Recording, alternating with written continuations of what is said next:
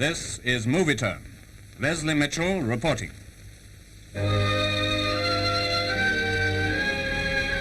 When Franklin Delano Roosevelt, succeeding Herbert Hoover, became America's 32nd president in 1932, he faced tremendous problems arising from the worldwide depression of that period. No president had had such a task before him. Could anyone have tackled it more courageously? From that time onwards, he shouldered the ever-increasing weight of responsibility attaching to his great office. And will, to the best of my ability, preserve, protect, and defend the Constitution of the United States. So help you God. So help me God.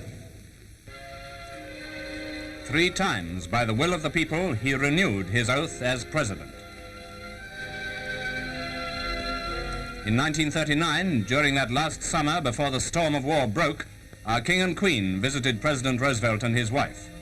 It was an unprecedented occasion and a happy omen for future Anglo-American relations. 1940, while the United States was still at peace, Roosevelt was hard at work, preparing his country against what his wisdom and his foresight saw to be inevitable.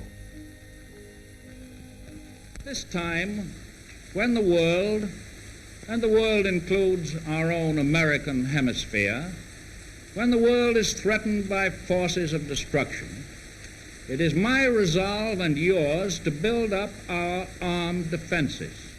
In August 1941, the Atlantic Charter meeting, which evolved the principles on which they based their hopes for a better future of the world.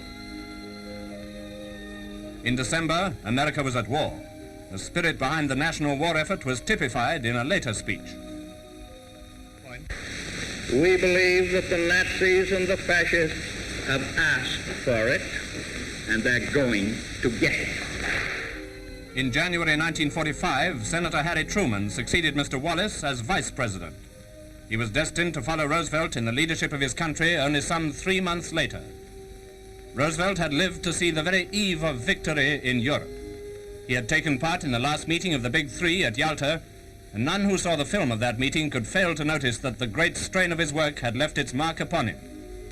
But we in Britain, proud to count him as our friend, will remember him best as he was and as he spoke in April 1941.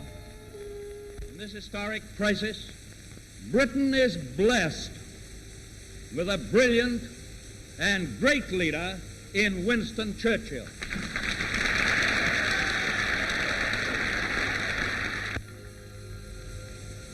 But knowing him, no one knows better than Mr. Churchill himself that it is not alone his stirring words and valiant deeds that give the British their superb morale. The essence of that morale is in the masses of plain people who are completely clear in their minds about the one essential fact that they would rather die as free men than live as slaves. And now, in his cottage at Warm Springs, FDR has passed away. Britain will not forget him.